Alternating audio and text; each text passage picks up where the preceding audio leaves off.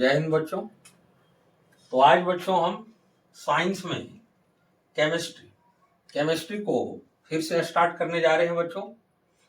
तो केमिस्ट्री में आज का मेरा टॉपिक है बच्चों कार्बन और उसके यौगिक, जिसको इंग्लिश में कार्बन एंड इट्स कंपाउंड्स बोला जाता है बच्चों। तो इसका आज मेरा पार्ट 1 चलेगा, क्योंकि ये थोड़ा लंबा टॉपिक है बच्चों और काफी इंपॉर्टेंट टॉपिक है, ये काफी इंपॉर्टेंट चैप्टर है। तो ये आपका क्लास 10th और फिर आगे कक्षाओं के लिए, आपका इंटर के लिए, आगे कक्षाओं के लिए चैप्टर काफी महत्वपूर्ण होता है बच्चों। तो ये 10 बोर्ड्स के लिए तो है ही, उसके बाद आगे आपका इंटर बोर्ड्स के लिए भी, 12 बोर्ड्स के लिए भी ये काफी इंपॉर्टेंट चैप्टर है बच्चों। तो जिनका जो आगे की कक्षाओं में है, जो 11-12 में है और किसी कारणवश अगर उनका बेसिक नहीं हो पाया है, अगर बेसिक थोड़ा वीक रह गया है, तो वो भी इसको देख के अपना बेसिक को स्ट्रॉन्ग कर सकते हैं, बेसिक क्लियर कर सकते हैं, तब आगे फिर आपको चीजें बहुत अच्छा से समझ में आ जाएगी बच्चों।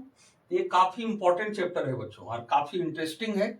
और इसको समझने के लिए बच्चों आपको कुछ आइडिया, कुछ ट्रिक और मैथमेटिकल तरीका हम इसमें बताएंगे बच्चों, जिसके कारण आप चीजों को अच्छी तरह से रख पाओगे बच्चों। ये चैप्टर को सबसे मेन है कि समझना। अगर इस चैप्टर को आप ढंग से समझ गए, तभी बोर्ड्स में पूछे गए सवालों का आप इस चैप्टर से आंसर कर पाओगे बच्चों। अन्यथा इसमें बच्चे काफी कंफ्यूज होते हैं, काफी मिस्टेक भी करते हैं, काफी गड़बड़ियां भी होती हैं। तो आप लोग कुछ इस तरह से इस चैप्टर को समझिए, देखिए कि अब जिस तरह का प्रॉब्लम है वो सारा प्रॉब्लम आपका दूर हो जाए। तो उसी तरह से हम इस चैप्टर को बताने का पूरा प्रयास करेंगे बच्चों, ताकि आप लोग को बिल्कुल ये चैप्टर समझ में आ जाए। तो चलिए बच्चों, बिना देरी किए अब हम इसको आगे कंटिन्यू करते हैं। अब हम लोग देखते हैं कि इस चैप्टर में हमको क्या जानना है। तो साइंस, केमिस्ट्री, कार्बन और उसके यौगिक।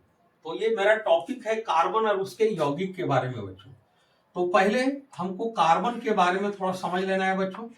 अब यहाँ गौर करने वाली बात है बच्चों, टॉपिक पर थोड़ा गौर कीजिए।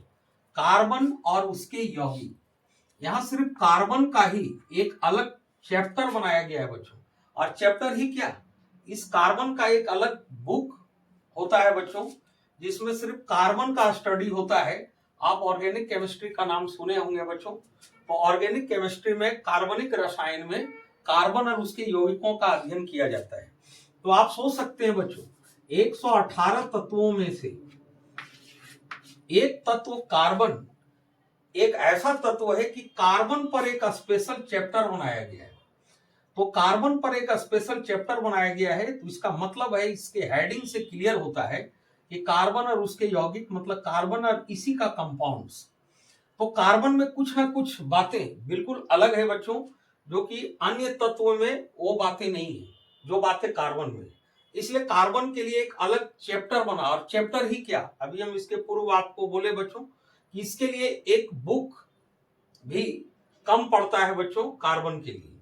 तो कार्बन के ही बारे में हम लोग आज स्टडी करेंगे कि कार्बन में ऐसी क्या खासियत है, कार्बन में ऐसी कौन सी बातें हैं जो कार्बन के लिए एक अलग टॉपिक, एक अलग बुक हो जाता है बच्चों, एक अलग बुक इस पर बन जाता है। तो आज इसी के बारे में जानेंगे। तो पहले हम लोग कार्बन और उसके यौगिक को जानने के पूर्व थोड़ा सा हम लोग कार्बन का इंट्रोडक्शन लेंगे। कार्बन से हम लोग को इंट्रोड्यूस होना है। तो आज हम पहले आपको कार्बन से इंट्रोड्यूस कराते हैं कि कार्बन क्या है इसके बारे में। तो देखिए बच्चों, कार्बन का एक संक्षिप्त परिचय। कार्बन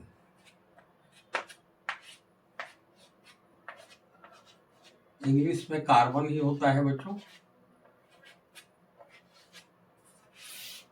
तो इसका हम एक शॉर्ट परिचय आज देखते हैं, इसका कुछ परिचय पहले।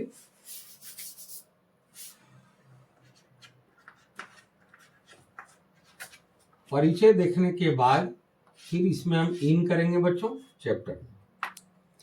तो आप लोग को पता होगा बच्चों, परिचय में हम पहले इसका सिंबल लिखते हैं बच्चों। वो संकेत सबको पता है कि कार्बन का संकेत C होता है। उसके बाद इसका हम लोग परमाणु संख्या देखेंगे बच्चों। परमाणु संख्या, तो परमाणु संख्या कितना होता है बच्चों? तो कार्बन का परमाणु संख्या 6 होता है। उसके बाद हम लोग देखेंगे द्रव्यमान संख्या। इसका द्रव्यमान संख्या क्या होता है?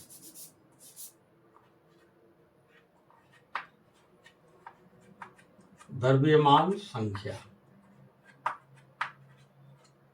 तो इसका द्रव्यमान संख्या होता है बच्चों 12 होता है। अगर परमाणु भार लेंगे बच्चों तो 12 AMU, 12 एटॉमिक मास यूनिट में AMU में ले लेना है। अगर ग्राम परमाणु में आप लेते हैं तो 12 ग्राम भी ले सकते हैं, 12 ग्राम पर मोल। तो द्रव्यमान संख्या 12 हो गया।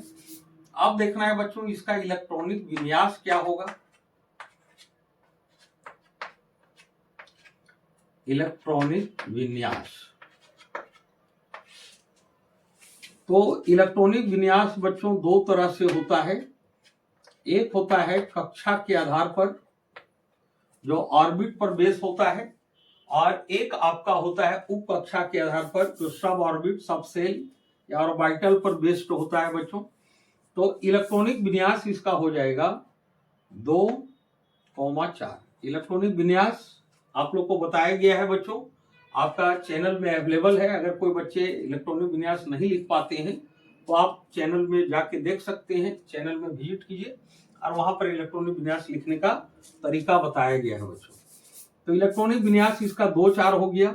इसका इलेक्ट्रॉनिक विन्यास एक तरह से और होगा बच्चों,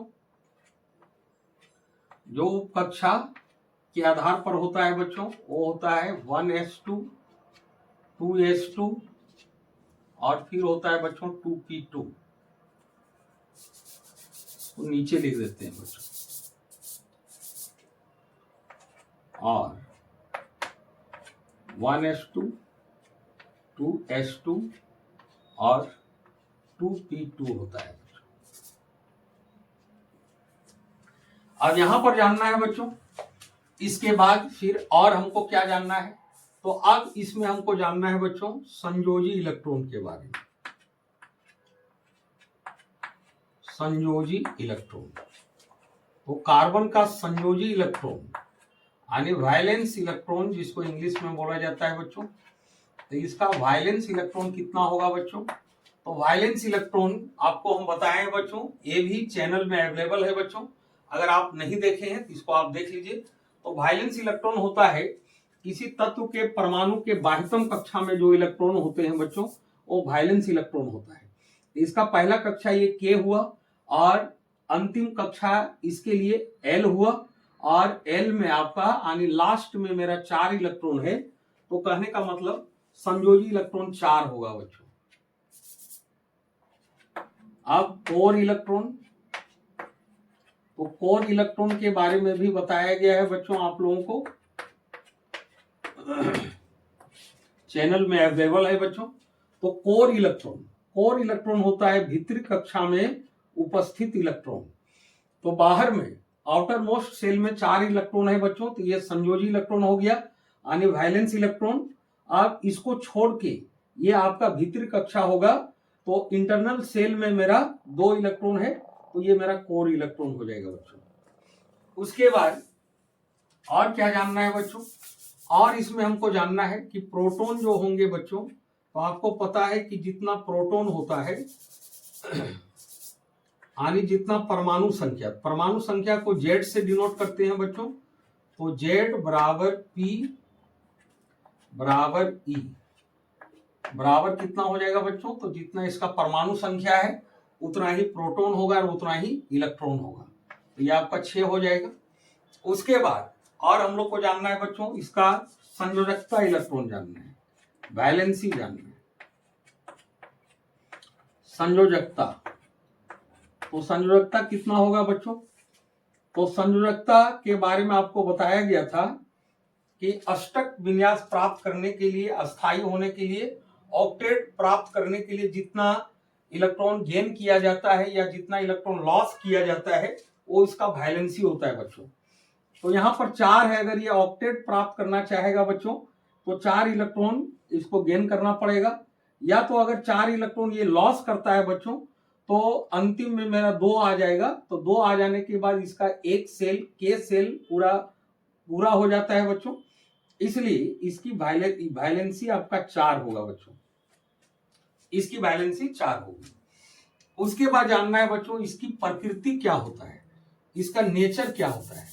और एक चीज और फिर हम लोग देखेंगे बच्चों कि जब इसका इलेक्ट्रॉनिक विन्यास 2-4 हो गया, तो 2-4 होने के बाद इसका जो एटॉमिक स्ट्रक्चर होगा, परमाणु संरचना जो होगी वो किस टाइप का होगा बच्चों। तो थोड़ा सा परमाणु संरचना भी हम लोग देख लेते हैं।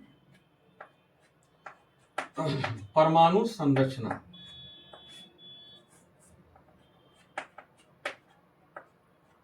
Structure of atom. तो इसका परमाणु संरचना किस टाइप से होगा बच्चों, तो इसका परमाणु संरचना इस टाइप से होगा। इसका इलेक्ट्रॉनिक विन्यास है 2-4 और 2-4 में ये के कक्षा के लिए है, के ऑर्बिट के लिए, के सेल के लिए और ये एल सेल के लिए। तो कहने का मतलब ये हुआ बच्चों कि कार्बन में जो परमाणु संरचना होगी ये मेरा 2 कक्षाओं तक जाएगा, 2 ऑर्बिट तक जाएगा, 2 सेल तक जाएगा बच्चों। तो इसको हम कैसे दिखाएंगे बच्चों, तो पहले हम यहां पर न्यूक्लियस दिखाएंगे बच्चों। इसका नाभिक हो गया ये। अब नाभिक में 2 कण होते हैं बच्चों, एक प्रोटॉन और एक न्यूट्रॉन। और इलेक्ट्रॉन जो होता है बच्चों ये नाभिक के चारों ओर अपनी कक्षाओं में चक्कर काटता है बच्चों। तो पहला कक्षा आपका पहला ऑर्बिट ये हुआ बच्चों के और दूसरा ऑर्बिट हुआ एल। तो अब देखिए बच्चों, तो पहला ऑर्बिट के में मेरा 2 इलेक्ट्रॉन है, तो यहां पर के ऑर्बिट में हमको के सेल में 2 इलेक्ट्रॉन दिखाना है बच्चों। उसके बाद एल में मेरा 4 है, तो एल वाला में 4 दिखाना है। तो 1 2 3 4 हो गया बच्चों। अब इसमें एक बात और भी आप ध्यान रखिए बच्चों, इसमें Z बराबर P बराबर E बराबर 6 हुआ, मतलब परमाणु संख्या 6, प्रोटॉन की संख्या भी 6 और इलेक्ट्रॉन की संख्या भी 6, और इसमें न्यूट्रॉन की संख्या भी 6 ही होगा बच्चों। न्यूट्रॉन भी आपका 6 ही रहेगा। तो यहां पर आप न्यूट्रॉन का भी नंबर दिखा सकते हैं बच्चों, तो न्यूट्रॉन भी इसमें 6 ही रहता है। तो ये हो गया इसका परमाणु संरचना। अब हम लोग जानेंगे बच्चों कि इसका नेचर क्या होगा, इसकी प्रकृति क्या होगी। इसके नेचर को देखेंगे बच्चों, तो इसका जो नेचर होता है बच्चों, इसकी जो प्रकृति होती है ये आध्यात्मिक होती है बच्चों, आध्यात्मिक, नॉन मेटालिक इसका नेचर होता है बच्चों, आध्यात्मिक। तो इसकी प्रकृति आध्यात्मिक होगी, मतलब एक आधातु है बच्चों, एक नॉन मेटल है, इसलिए इसकी प्रकृति जो होती है नॉन मेटालिक होती है। तो ये प्रकृति हो गया बच्चों। उसके बाद प्रवृत्ति, इसका टेंडेंसी क्या होता है बच्चों,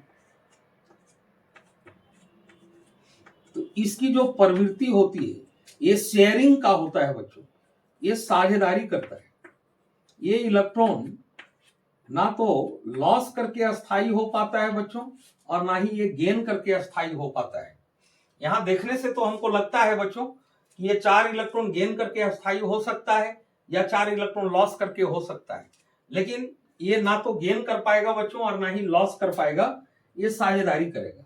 और ऐसा ये क्यों नहीं कर पाएगा, तो इसके बारे में भी हम चर्चा करेंगे कि आखिर ये लॉस या गेन इलेक्ट्रॉन को क्यों नहीं कर पाता है, ये साझेदारी क्यों करता है। तो यहां तक चीजें आपको समझ में आ गई होगी बच्चों। अब परिचय में कुछ बातें और हैं, तो यहां तक हम समझते हैं कि आप लोगों को बातें क्लियर हो गई होगी। अब हम आते हैं इसका कुछ जो और बातें हैं, अब उस पर हम चर्चा करते हैं बच्चों। तो इसको हम मिटाते हैं, यहां तक आप लोग समझ गए होंगे।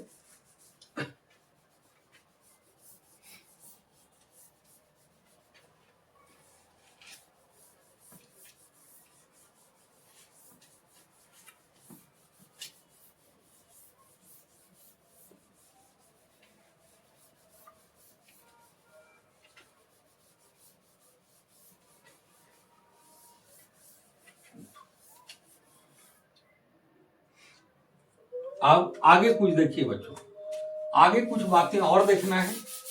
तो बातें क्या देखना है, और तो आगे में अब हमको जानना है कि इसके यौगिकों की संख्या कितनी है, उसके बाद इसकी उपस्थिति प्रकृति में, इसकी उपस्थिति किस टाइप में है बच्चों, तो इसके बारे में जानेंगे। तो इसकी उपस्थिति हम लोग देखते हैं, कार्बन की उपस्थिति,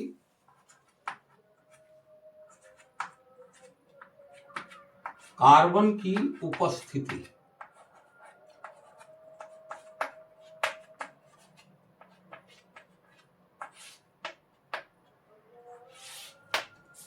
तो कार्बन की उपस्थिति ये दो तरह से है बच्चों। एक है आपका भूपर्पट्टी में, तो भूपर्पट्टी में जो कार्बन है बच्चों वो आपका खनिज के रूप में है बच्चों। तो भूपर्पट्टी में जो कार्बन है वो आपका खनिज यानी मिनरल के रूप में है, और खनिज में भी किस रूप में है बच्चों, तो खनिज में कार्बोनेट,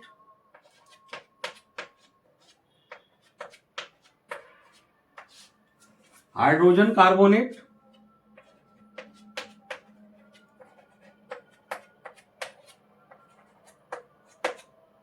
हाइड्रोजन कार्बोनेट,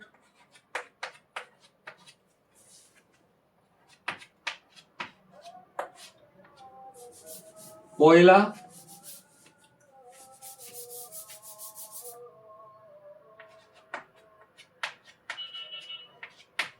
कोयला,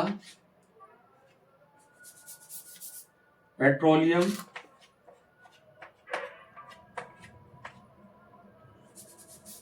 यहाँ एवं डाल दीजिए बच्चों, मुख्य रूप से इसी में है,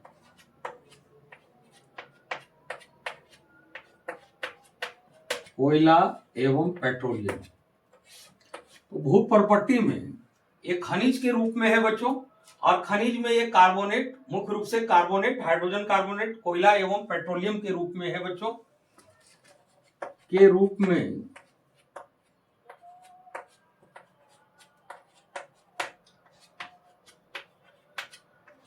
में लगभग 0.02% में है बच्चों, 0.02%। तो भूपर्पट्टी में इसकी उपस्थिति इतना ही है बच्चों, 0.02% में। अब हमको जानना है वायुमंडल में,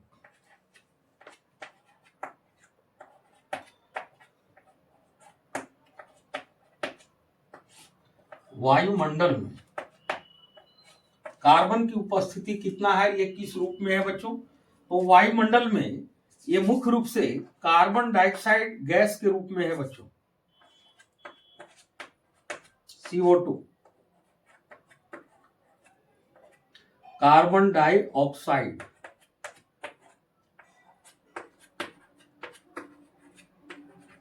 कार्बन डाइऑक्साइड गैस के रूप में है बच्चों।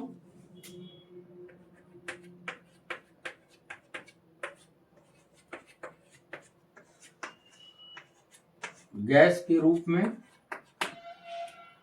और 0.03%। इसको भी आप लगभग में कर सकते हैं बच्चों, इससे थोड़ा अप डाउन।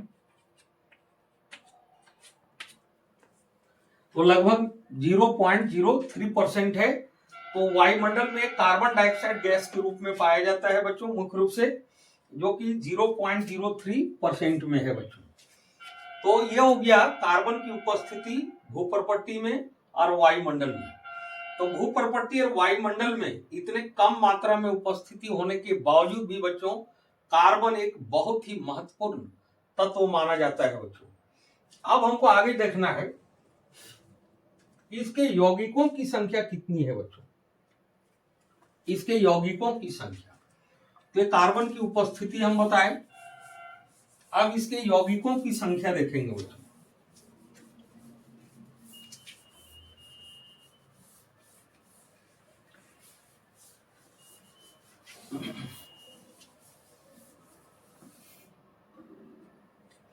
अब इसके यौगिकों की संख्या देखेंगे।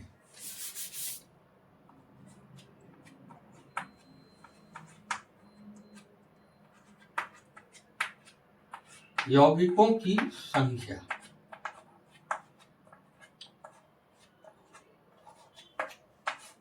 तो इसके यौगिकों की संख्या यानी नंबर ऑफ कंपाउंड्स, यौगिकों की संख्या जो है बच्चों ये कई मिलियन है बच्चों।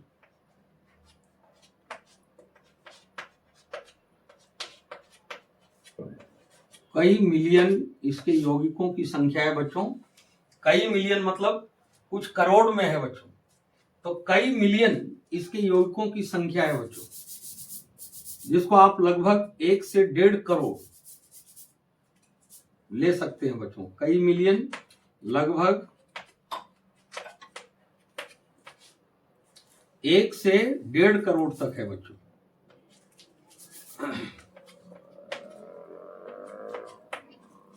एक से 1.5 करोड़।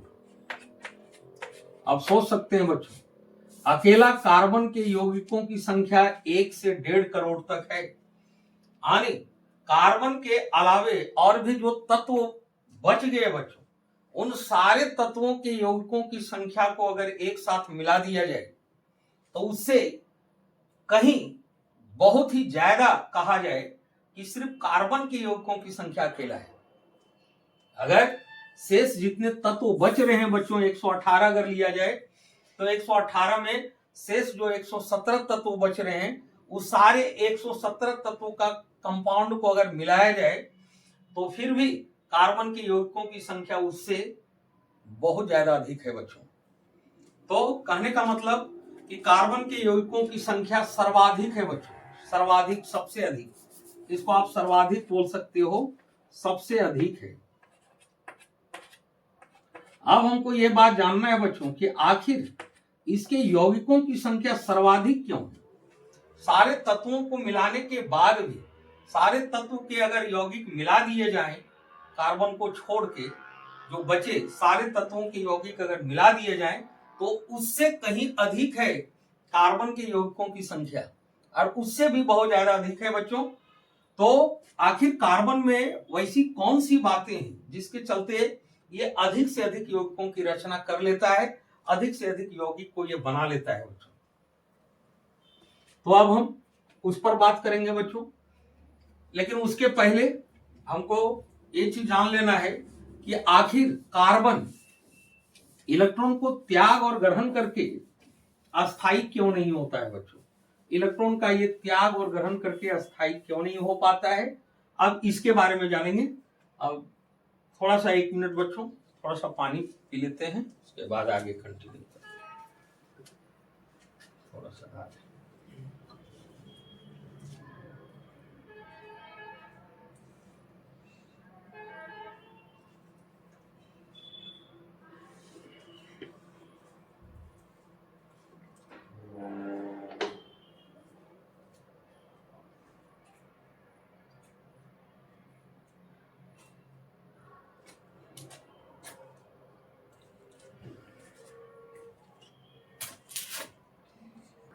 कि आखिर कार्बन ऑक्टेट प्राप्त करने के लिए ये लॉस या गेन क्यों नहीं कर सकता है बच्चों। थोड़ा इस पर अब हम चर्चा करते हैं बच्चों। तो कार्बन का परमाणु संख्या 6 होता है बच्चों, और इसका जो इलेक्ट्रॉनिक विन्यास होगा, इलेक्ट्रॉनिक कॉन्फ़िगरेशन होगा बच्चों, ये आपका 2-4 होगा। अब इसमें बातें क्या है बच्चों, तो कार्बन का जब परमाणु संख्या 6 है बच्चों, एटॉमिक नंबर आपका 6 है, तो Z बराबर P बराबर E बराबर 6 हो गया बच्चों। तो जितना परमाणु संख्या होता है उतना ही प्रोटॉन की संख्या होती है और उतना ही इलेक्ट्रॉन की संख्या, और इसमें न्यूट्रॉन भी 6 होंगे बच्चों, इसमें न्यूट्रॉन भी 6 ही होंगे। अब इसमें क्या है बच्चों कि अगर ये अस्थायी होने के लिए इलेक्ट्रॉन को लॉस करे बच्चों, इलेक्ट्रॉन को अगर ये त्याग करना चाहे, तो इलेक्ट्रॉन को अगर ये त्याग करेगा बच्चों, अगर त्याग करना चाहे, लॉस करना चाहे, तो ऐसी परिस्थिति में क्या होगा बच्चों कि अगर इसको त्याग करेगा, इसको लॉस करेगा, तो लॉस करने पर क्या होगा कि जब ये 4 यहां से लॉस कर देता है, 4 इलेक्ट्रॉन को ये त्याग कर देता है, तो 4 इलेक्ट्रॉन त्याग कर देने के बाद इसमें जो इलेक्ट्रॉन बचेंगे वो 2 इलेक्ट्रॉन बचेंगे बच्चों। और जब इलेक्ट्रॉन, ये मान लीजिए 4 इलेक्ट्रॉन को त्याग कर देगा, तब इसमें इलेक्ट्रॉन मेरा 2 बच जाएगा बच्चों। इलेक्ट्रॉन 2 बच जाएगा और प्रोटॉन जो है बच्चों, ये प्रोटॉन मेरा 6 का 6 ही रहेगा बच्चों। अब यहां पर देखिए बच्चों, इलेक्ट्रॉन 2 हो जाता है और प्रोटॉन मेरा 6 का 6 ही है। अब अगर ये 4 इलेक्ट्रॉन त्याग करता है तो C4 प्लस बनाएगा बच्चों। अब ये 4 प्लस बनाने के लिए अगर ये 4 इलेक्ट्रॉन को लॉस करता है बच्चों, 4 इलेक्ट्रॉन का ये त्याग करता है, तो ऐसी परिस्थिति में इसको ज्यादा एनर्जी की आवश्यकता होगी बच्चों। इसको ज्यादा एनर्जी चाहिए, तो ज्यादा एनर्जी की आवश्यकता होगी, जिस वजह से ये इलेक्ट्रॉन का त्याग नहीं कर पाएगा बच्चों। और अगर ये ग्रहण करना चाहे बच्चों, क्योंकि यहां फासला ज्यादा हो जाता है बच्चों, अगर ये ग्रहण करना चाहे तो ग्रहण करने की स्थिति में क्या हो जाएगा बच्चों, तो अगर ये ग्रहण करता है तो उस परिस्थिति में क्या हो जाएगा, ग्रहण करने पर, तो पहले इसका जो इलेक्ट्रॉन है बच्चों, ये इलेक्ट्रॉन मेरा पहले टोटल इलेक्ट्रॉन, तो जितना परमाणु संख्या उतना प्रोटॉन उतना ही इलेक्ट्रॉन, तो टोटल इलेक्ट्रॉन मान लीजिए 6 है और ये 4 गेन कर लेता है बच्चों। अगर 4 ले लेता है तो टोटल इलेक्ट्रॉन कितना हो जाएगा बच्चों, तो 6 4 10 इलेक्ट्रॉन हो जाएगा। 6 तो इसके पास है अपना इलेक्ट्रॉन बच्चों, तो 6 के पास 6 इलेक्ट्रॉन इसके पास है, 4 अगर गेन करता है तो 10 इलेक्ट्रॉन हो जाएगा और प्रोटॉन मेरा 6 ही रहेगा बच्चों। अब यहां का भी डिफरेंस ज्यादा हो जाता है, तो अगर इसमें 10 इलेक्ट्रॉन हो जाएगा तो इसमें नेगेटिव चार्ज जो हो जाएगा वो आपका 10 में होगा, और इसमें जो प्रोटॉन है ये पॉजिटिव चार्ज जो मेरा हो जाएगा ये 6 में हो जाएगा। तो इस परिस्थिति में अगर ये ग्रहण करता है तो यहाँ का फासला कुछ ज्यादा हो जाता है बच्चों। तो फासला ज्यादा होने के कारण ये एडजस्ट नहीं कर पाएगा, इसको एडजस्ट करना मुश्किल हो जाएगा, क्योंकि यहाँ ऋण आवेश और धन आवेश का फासला कुछ ज्यादा बढ़ जाता है बच्चों। तो ज्यादा बढ़ जाने की वजह से अगर ये ग्रहण करना चाहे तो ग्रहण जब करेगा तो C4 माइनस बनाएगा, और ग्रहण करने के बाद तो पहले से इसमें 6 इलेक्ट्रॉन है, और अगर ये 4 इलेक्ट्रॉन और ग्रहण कर लेता है तो इसमें टोटल इलेक्ट्रॉन 10 हो जाएगा बच्चों, और जबकि मेरा प्रोटॉन 6 ही रहेगा। तो 6 प्रोटॉन को 10 इलेक्ट्रॉन संभालना थोड़ा मुश्किल होगा बच्चों, ये संभाल नहीं पाएगा, उसको एडजस्ट नहीं कर पाएगा, क्योंकि आप जानते हैं इलेक्ट्रॉन में नेगेटिव चार्ज होता है और प्रोटॉन में आपका पॉजिटिव चार्ज होता है। तो इस परिस्थिति में ये जो चार्ज का अमाउंट है बच्चों, इसमें थोड़ा ज्यादा डिफरेंस बन जाएगा। तो ज्यादा डिफरेंस बन जाने के बाद इसमें क्या होगा कि इसके नाभिक में जो 6 प्रोटॉन होंगे, ये 10 इलेक्ट्रॉन को संभालना इसके लिए मुश्किल होगा बच्चों।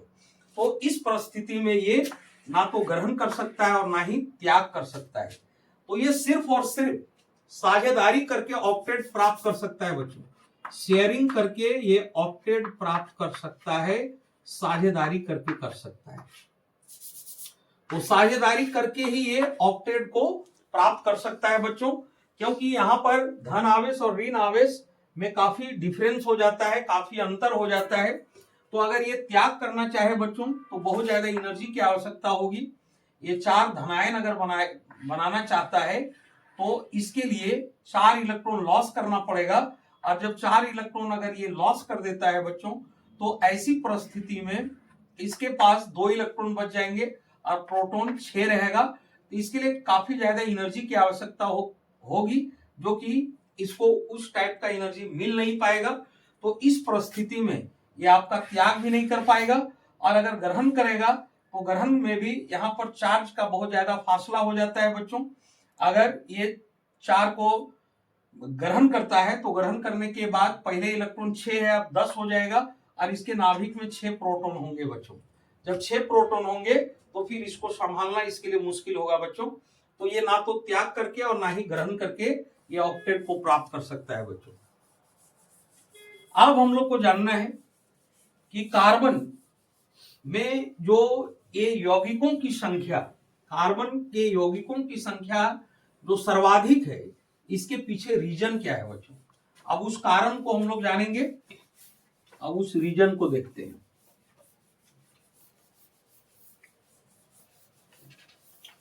तो उस कारण को जानने के पूर्व थोड़ा सा हम लोग इस चीज को देख लेते हैं बच्चों। एक चीज और जानना है, थोड़ा जो हम लोग कार्बन का जो अध्ययन करेंगे बच्चों, तो कार्बन का जो अध्ययन होता है एक केमिस्ट्री के किस ब्रांच के अंदर होता है बच्चों? तो कार्बन का जो अध्ययन होता है ये केमिस्ट्री अगर रसायन बोला जाए बच्चों, तो यहां हम रसायन को कार्बन के अकॉर्डिंग, कार्बन चैप्टर के अनुसार,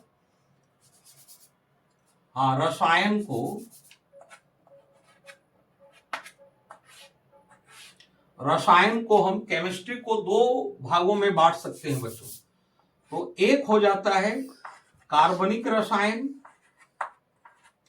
जिसको इंग्लिश में ऑर्गेनिक केमिस्ट्री बोलते हैं बच्चों। एक हो गया कार्बनिक रसायन,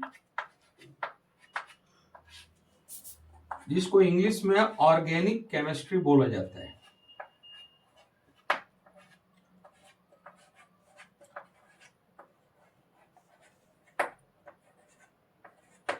ऑर्गेनिक केमिस्ट्री। और दूसरा होता है बच्चों अकार्बनिक रसायन।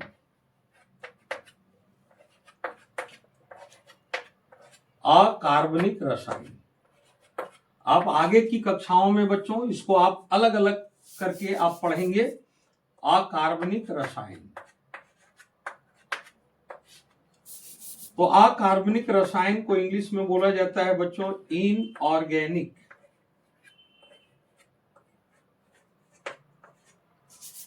Inorganic chemistry. Inorganic chemistry. तो कार्बनिक रसायन क्या है बच्चों? कार्बनिक रसायन यानी ऑर्गेनिक केमिस्ट्री। तो इसका डिफिनेशन है बच्चों कि रसायन शास्त्र का वह शाखा, रसायन शास्त्र का वह ब्रांच जिसके अंतर्गत कार्बन के यौगिकों का अध्ययन किया जाता है बच्चों। कार्बनिक यौगिकों का अध्ययन किया जाता है। कार्बनिक यौगिकों का, तो इसमें कार्बनिक यौगिकों का अध्ययन होगा बच्चों कार्बनिक रसायन के अंदर। तो कार्बनिक रसायन का डिफिनेशन हो गया कि रसायन शास्त्र का वह शाखा जिसके अंतर्गत कार्बनिक यौगिकों का अध्ययन किया जाता है, कार्बनिक रसायन कहलाता है बच्चों। तो कार्बनिक रसायन के अंदर ही हम लोग कार्बनिक यौगिकों का अध्ययन करेंगे, कार्बनिक कंपाउंड्स का अध्ययन करेंगे। और अकार्बनिक रसायन बच्चों, तो रसायन शास्त्र की वह शाखा जिसके अंतर्गत अकार्बनिक यौगिकों का अध्ययन किया जाता है बच्चों। तो अकार्बनिक रसायन में अकार्बनिक यौगिकों का अध्ययन होगा, अकार्बनिक यौगिकों का, यानी इन ऑर्गेनिक कंपाउंड्स का स्टडी होता है इस ब्रांच के अंतर्गत बच्चों। और ऑर्गेनिक कंपाउंड का स्टडी होता है मेरा ऑर्गेनिक केमिस्ट्री के अंतर्गत होता है बच्चों। अब कार्बनिक यौगिक किसको कहेंगे बच्चों? तो नाम से क्लियर है बच्चों, कार्बन से युक्त यौगिकों को, जिस यौगिक में कार्बन होंगे, तो कार्बन से युक्त यौगिकों को कार्बनिक यौगिक कहते हैं बच्चों। कार्बन से युक्त यौगिकों को, कार्बन से युक्त यौगिकों को कार्बनिक यौगिक कहेंगे बच्चों। और अकार्बनिक यौगिक किसको कहेंगे बच्चों? तो जिस यौगिक में कार्बन नहीं होंगे, तो जिसमें कार्बन नहीं होगा, कार्बन अब्सेंस होगा, वो आपका अकार्बनिक यौगिक होगा। और अकार्बनिक यौगिकों का स्टडी हम लोग अकार्बनिक रसायन के अंदर करते हैं, और कार्बनिक यौगिकों का स्टडी हम लोग कार्बनिक रसायन के अंदर करते हैं बच्चों। अब ये बातें आपको समझ में आ गया बच्चों कि जो हम कार्बन पढ़ने जा रहे हैं वो किस केमिस्ट्री के अंदर आएगा, केमिस्ट्री के किस ब्रांच के अंदर आएगा? तो केमिस्ट्री के ऑर्गेनिक केमिस्ट्री ब्रांच के अंदर आएगा। और इसी के अंदर हम लोग कार्बनिक यौगिकों का अध्ययन करेंगे बच्चों। अब जो मेरा मेन बात है बच्चों, वो ये चीज है, सबसे पहले हमको जानना कि कार्बन के यौगिकों की संख्या इतना अधिक, सर्वाधिक क्यों है? अन्य तत्वों के यौगिकों की संख्या को मिला दिया जाए तो अकेला कार्बन के यौगिकों की संख्या का वो टक्कर नहीं ले पाता है बच्चों। तो आखिर कार्बन में क्या खासियत है, कार्बन में क्या बातें हैं कि कार्बन के यौगिकों की संख्या मिलियन में है बच्चों। कई मिलियन है इसके यौगिकों की संख्या। अब उसी रीजन को हम लोग देखेंगे बच्चों, और उस रीजन को जानने के पूर्व थोड़ा सा समय देख लेते हैं बच्चों, टाइम कितना हो रहा है, क्योंकि थोड़ा सा वीडियो अगर लॉन्ग होता है तो आप लोग थोड़ा केयर नहीं करते हैं, कर लेते हैं। उसके बाद फिर नेक्स्ट पार्ट में किया जाएगा बच्चों।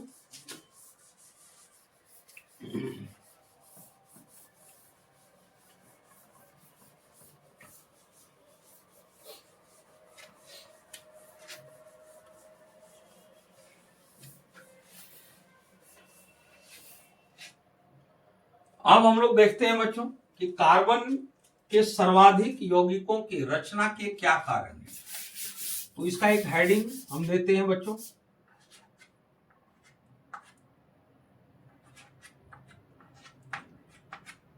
कार्बन के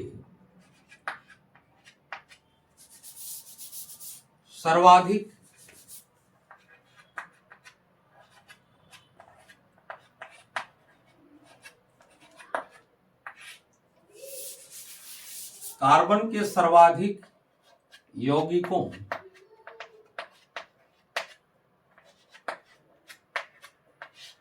यौगिकों की संख्या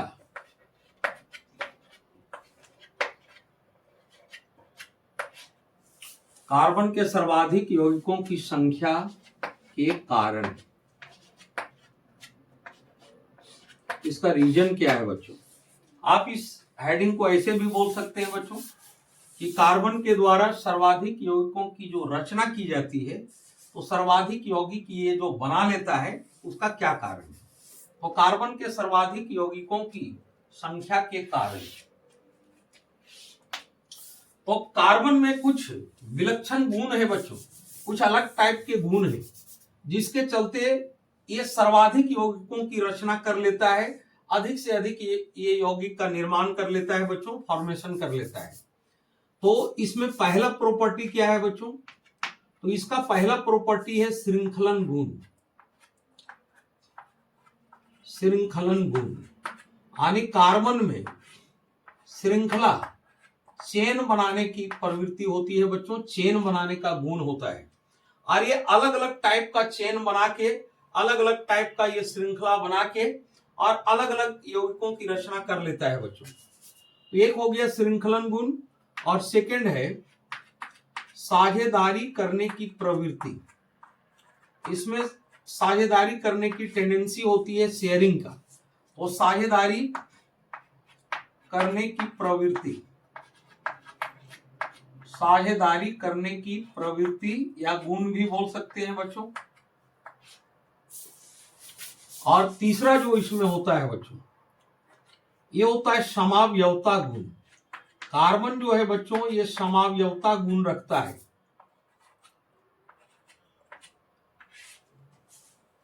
समावयवता गुण रखता है बच्चों, समावयवता गुण। तो इसमें समावयवता गुण आइसोमेरिज्म गुण होता है बच्चों। तो अब ये तीन को हम लोग समझेंगे। ये तीन गुण जो है बच्चों, ये कार्बन के पास स्पेशल है बच्चों। तो कार्बन के पास ये तीन गुण इसको अन्य तत्वों से अलग बनाता है बच्चों, और इस वजह से कार्बन अधिक से अधिक यौगिकों की रचना कर पाते हैं, और इसलिए कार्बन के यौगिकों की संख्या मिलियन में है बच्चों, यही वजह है। तो इसमें श्रृंखलन गुण होता है बच्चों। अब हमको समझना है कि श्रृंखलन गुण क्या होता है। तो अब एक एक करके हम सारे पॉइंट्स को देखेंगे बच्चों। तो सारे पॉइंट्स को हम देखते हैं। तो पहले हम श्रृंखलन गुण देखेंगे।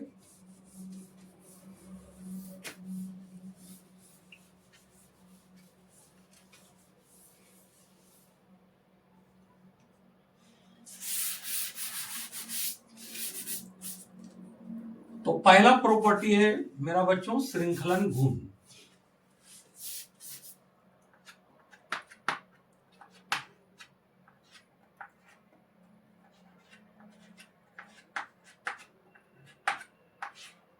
श्रृंखलन गुण, श्रृंखलन गुण में ये श्रृंखला बनाएगा बच्चों, ये चेन बनाएगा। अब श्रृंखला किस टाइप के होते हैं, किस किस तरह के श्रृंखला होते हैं, पहले हम इस चीज को देखेंगे बच्चों।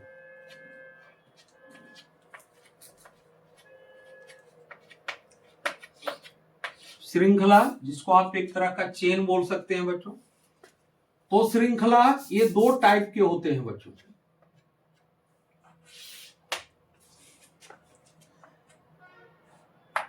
एक होता है बच्चों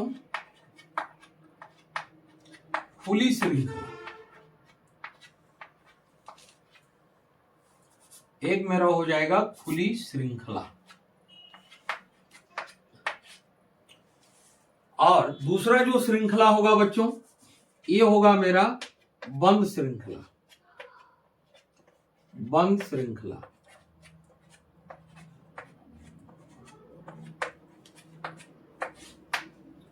बंद श्रृंखला होगा बच्चों, यानी ये ओपन चेन और एक क्लोज चेन होगा।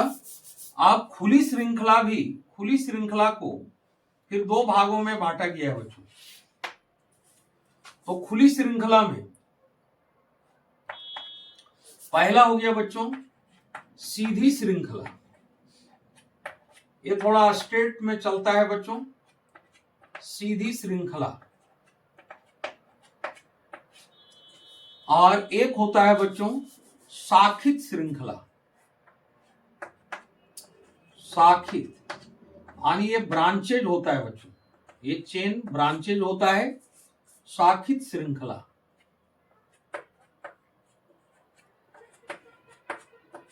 ये ब्रांचेज होता है बच्चों, शाखित श्रृंखला।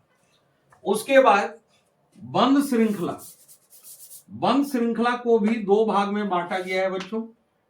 एक होता है आपका समचक्रीय, एक समचक्रीय होता है बच्चों, और अगला होता है विषम चक्रीय। विषम चक्रीय। अब समचक्रीय, तो समचक्रीय में आपका फिर दो हो जाता है बच्चों।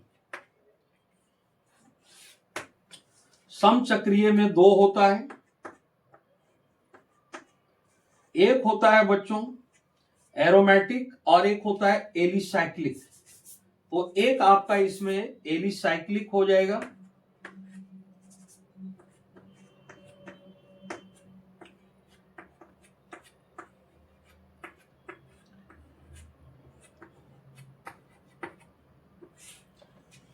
एलिसाइक्लिक, और एक होता है बच्चों एरोमेटिक।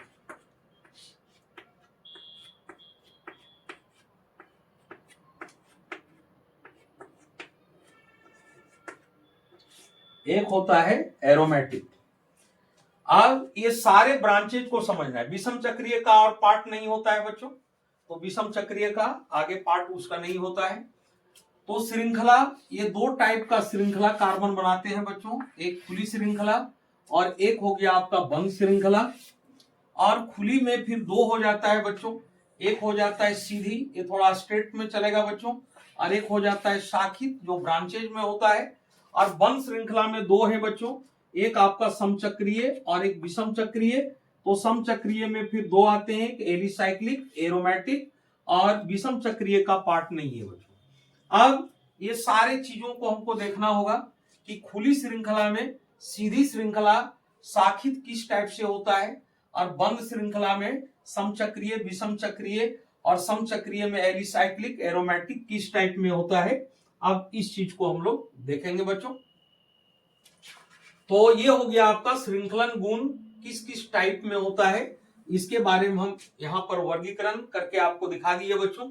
अब यहाँ पर आपको हम ये बताएंगे बच्चों कि श्रृंखला में एक खुली श्रृंखला जो होता है ये किस टाइप का होता है बच्चों। तो खुली श्रृंखला में जो चेन बनेगा वो किस टाइप का बनेगा, बंद श्रृंखला में बनेगा वो किस टाइप का चेन बनेगा।